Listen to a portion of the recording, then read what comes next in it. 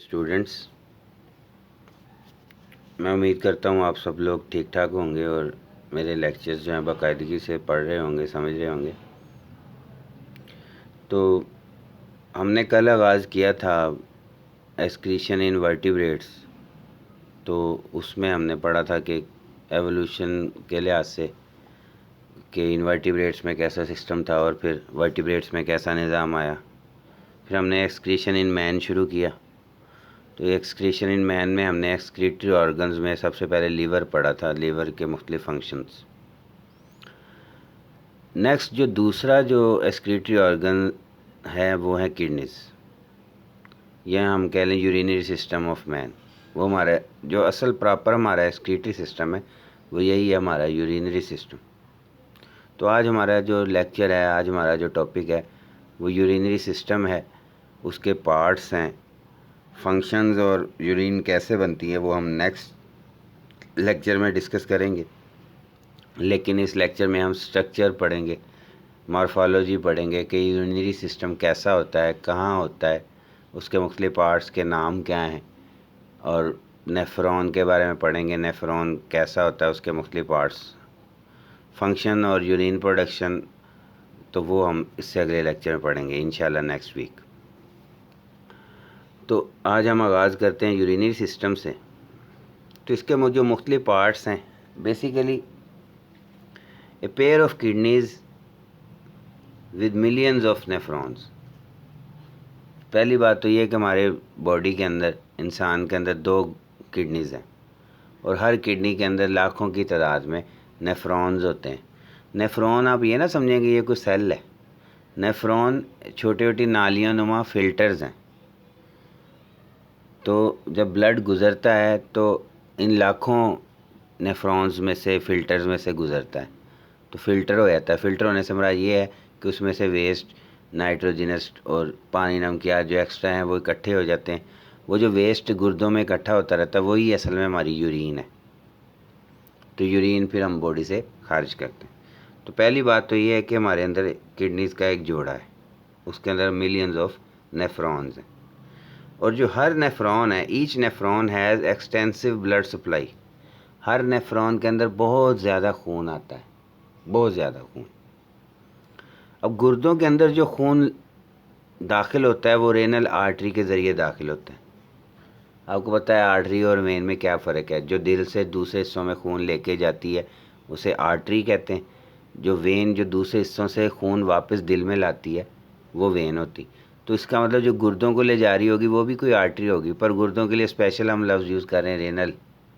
तो renal artery जो kidneys को खून लेके जाती है और रेनल वेन जो किडनी से वापस खून लेके आती है। तो जो गुर्दों के अंदर खून जाता है वो आर्टरी के ज़रिए, फिर उस आर्टरी से आगे छोटी छोटी आर्ट्रियोल्स बन जाती हैं, फिर कैपिलरीज बन जाती हैं, वो फिर नेफ्रॉन के अंदर होती हैं। वो मेन जो नाली दाखिल हो रही वो रेनल आर्टरी है, अंदर जाके वो ब्रांचेस बना लेती। अब किडनी की जो अगर हम इम्पोर्टेंस की बात करें, किडनी की कितनी ज़्यादा इम्पोर्टेंस है। हालांकि वज़न के एतबार से हमारे जो गुर्दे हैं उनका वज़न कोई इतना ज़्यादा नहीं है, लेस देन 1% वेट है गुर्दों का, लेस देन 1%। लेकिन जब भी दिल धड़कता है, हार्ट बीट जो है हमारी, एक दफ़ा जब दिल धड़केगा 20% ब्लड जो है गुर्दों को जाता है। इतनी ज़्यादा इम्पोर्टेंस है गुर्दों की। इसी से आप अंदाज़ा लगा लें कि गुर्दे आपके ब्लड को क्लियर करते हैं, वेस्ट से साफ़ करते हैं। कि एक ऐसी चीज़, एक ऐसा ऑर्गन जो वज़न के एतबार से कुछ भी नहीं है, लेस देन 1%, लेकिन ब्लड सप्लाई के एतबार से आपके जिस्म की एक हार्ट बीट, एक धड़कन से 20% खून तो किडनीज़ को चला जाता है, जो वज़न के एतबार से 1% भी नहीं है, पर ब्लड सप्लाई उसको 20% जाती है। इतना ज़्यादा खून गुर्दों को जाता है। इससे आप उसकी इम्पोर्टेंस का अंदाज़ा लगा सकते हैं। तो ये आपके सामने आज हम सिर्फ डायग्राम्स के ऊपर फोकस करेंगे। थ्योरी आपने बुक में से पढ़ लेनी है, वही चीज़ जो मैं इधर बताऊंगा वही थ्योरी में लिखी होगी। तो यूरिनरी सिस्टम में आपको बताया कि 2 पेयर्स ऑफ किडनीज़ हैं। तो ये एक राइट किडनी है, ये वाला लेफ़्ट किडनी है। किडनीज़ के ऊपर ये एक फैट लाइक एक छोटा सा ग्लैंड होता है दोनों किडनीज़ के ऊपर, ये एड्रीनल ग्लैंड है, एड्रीनल ग्लैंड। इसको हम आगे जब हम नेक्स्ट वीक लेक्चर पढ़ेंगे उसमें डिस्कस करेंगे इस ऑर्गन का, जो ग्लैंड का क्या फंक्शन है। लेकिन यहाँ पे बस आप याद रखें कि हर गुर्दे के ऊपर एक ग्लैंड होता है, एड्रीनल ग्लैंड। तो किडनीज़ हैं, एक राइट किडनी एक लेफ़्ट किडनी। अब अगर हम किडनी के अंदर चले जाएं, किडनी का अंदरूनी स्ट्रक्चर, तो किडनी जो है ये देखें, ये एक रेड कलर की आर्टरी उन्होंने बनाई है और ये ब्लू कलर की वेन बनाई है। ये आर्टरी और वेन में कलर का डिफरेंस करके, ताकि आपको पता चल जाए कि ये जो लेके आ रही है वो आर्टरी है और जो इससे निकल रही है वो वेन है। तो ये जो आर्टरी के ज़रिए खून आता है और वेन के ज़रिए खून जाता है। अब ये रेनल आर्टरी, ये रेनल वेन, ये अंदर देखें अगर हम गौर से, किडनी का जो बैरूनी हिस्सा है ये वाला, इसे कहते हैं कॉर्टेक्स। फिर ये जो अंदर वाला हिस्सा जहाँ ये पिरामिड सी बनी हुई हैं, अब कह लें ट्रायंगल सी, ये वाला हिस्सा ये है मेडुला। इस हिस्से को हम क्या कहते हैं? मेडुला। ये मेडुला कहते हैं, ये वाले हिस्से। फिर ये जो अंदर ये येलो वाला हिस्सा है, ये अंदर खाली जगह, ये इस हिस्से को कहते हैं पेल्विस, रेनल पेल्विस। ये वो हिस्सा है गुर्दे का जहाँ यूरिन इकट्ठी होती है, पेशाब इकट्ठा होता है गुर्दे के अंदर। दोनों गुर्दों का सेम ही मार्फोलॉजी होती है, इसलिए आपने घबराना नहीं है कि लेफ़्ट और राइट, जैसा राइट है वैसा लेफ़्ट है। तो फिर ये जो है रेनल पेल्विस, इससे फिर एक नाली बाहर निकलती है जिसे हम कहते हैं यूरिटर, ये यूरिटर। तो गुर्दे का स्ट्रक्चर क्या है? सबसे बाहर वाला हिस्सा क्या है? कॉर्टेक्स, ये वाला। फिर अंदर वाला हिस्सा जो है ये मेडुला, और अंदर ऐसे पिरामिड सी बनी होती हैं, ट्रायंगल सी, और ये जो कैविटी है जहाँ यूरिन इकट्ठी होती है वो पेल्विस, और कैविटी से जो बाहर नाली आ रही है गुर्दों से बाहर वो यूरिटर, और जिससे खून आता है वो रेनल आर्टरी, जिससे खून गुर्दों से बाहर जाता है वो रेनल वेन। अब एक चीज़ जो यहाँ पे फोकस करें, हमने कहा था गुर्दों के अंदर लाखों नेफ्रॉन, ये नेफ्रॉन इस तरह का होता है, ये छोटा सा नज़र आ रहा है। आगे हम अगले थोड़ी देर में हम इस नेफ्रॉन के स्ट्रक्चर को पढ़ते हैं कुछ देर तक। तो अभी हम सिर्फ चूँकि यूरिनरी सिस्टम का जनरल स्ट्रक्चर पढ़ रहे हैं, अभी नेफ्रॉन की तरफ भी आपको लेके जाएंगे। पर आपको बता रहा हूँ ये एक नेफ्रॉन नज़र आ रहा है, इस तरह लाखों नेफ्रॉन होते हैं। कुछ नेफ्रॉन ऐसे होते हैं जो ये कॉर्टेक्स वाले हिस्से में होते हैं, उन्हें कहते हैं कॉर्टिकल नेफ्रॉन। कॉर्टिकल, कॉर्टेक्स से है ना कॉर्टिकल। और ये जो नेफ्रॉन आपको नज़र आ रहा है, ये देखें, इसका ये एक नाली सी है, कुछ नाली का कुछ हिस्सा इसका मेडुला वाले हिस्से में, कुछ हिस्सा इसका कॉर्टेक्स में।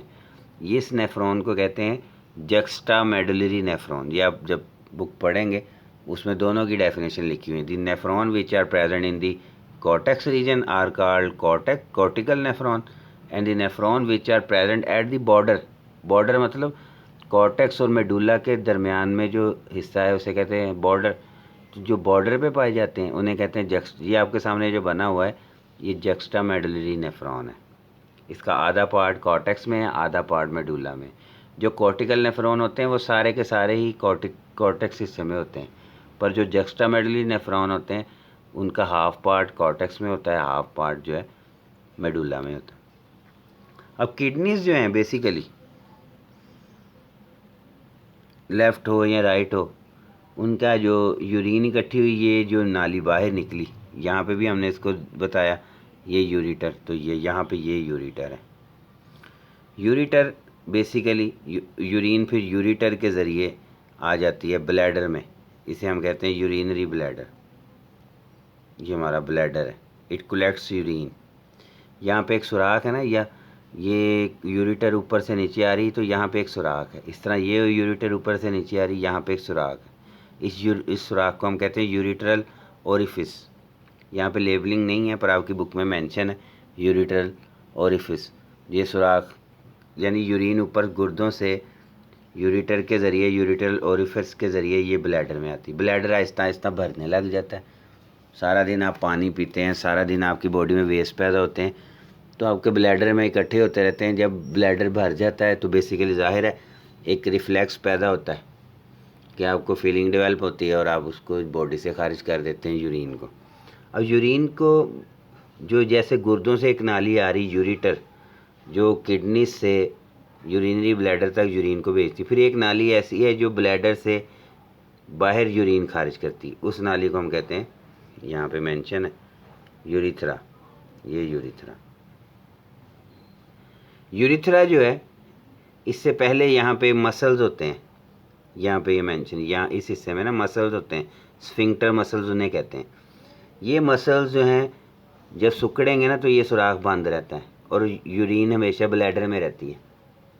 जब ये मसल रिलैक्स करते हैं तो यूरिन फिर बाहर निकलना शुरू हो जाती है। तो इट मीन्स ये हमारे कॉन्शियस कंट्रोल में होते हैं। अर्ली लाइफ में जब बच्चा होता है, बेबी, साल तक या साल 1.5 साल तक, 2 साल तक, बच्चों को इनका आइडिया नहीं होता, ना ये मसल उनके कंट्रोल में होते हैं, इसलिए वो यूरिन खुद ब खुद ही बॉडी से निकलती है। लेकिन जूँ वो बड़े हो जाते हैं अडल्ट में, तो फिर ज़ाहिर है वो खुद ही कंट्रोल करना सीख लेते हैं।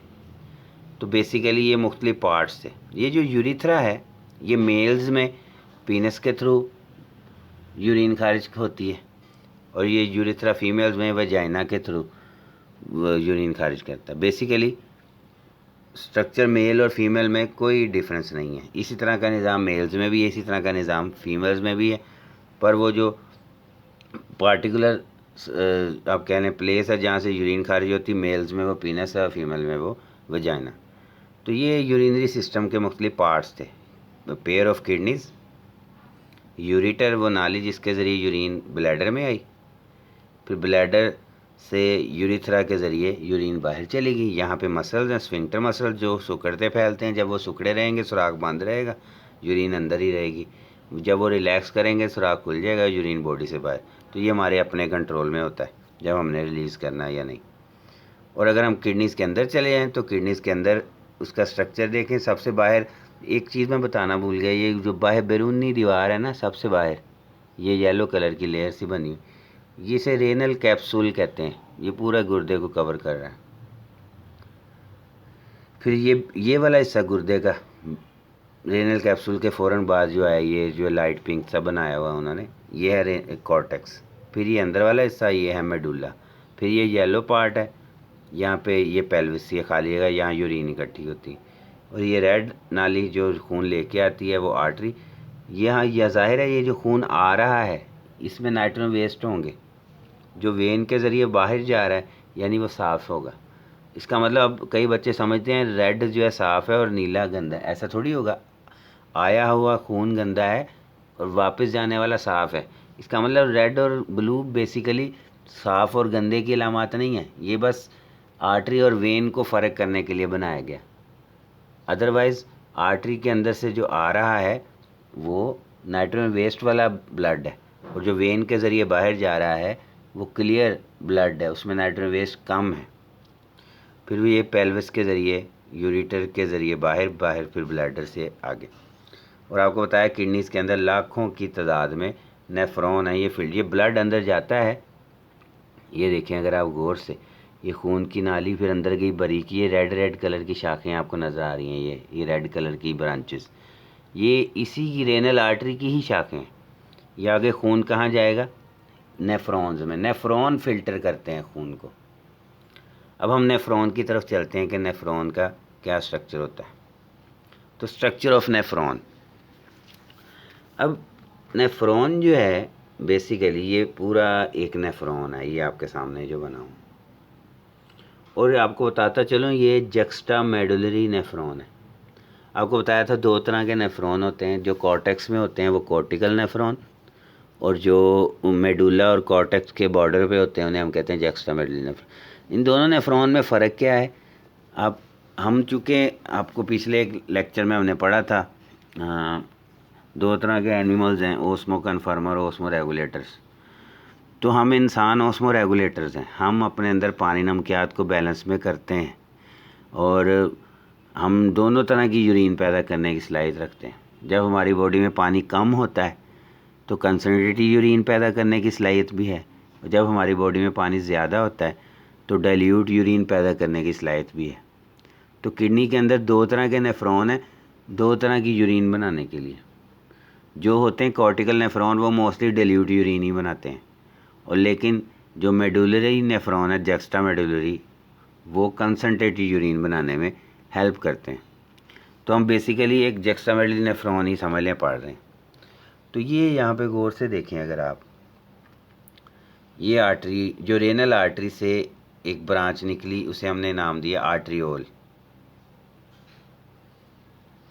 ये बेसिकली नेफ्रॉन के अंदर दाखिल हो रहा है खून।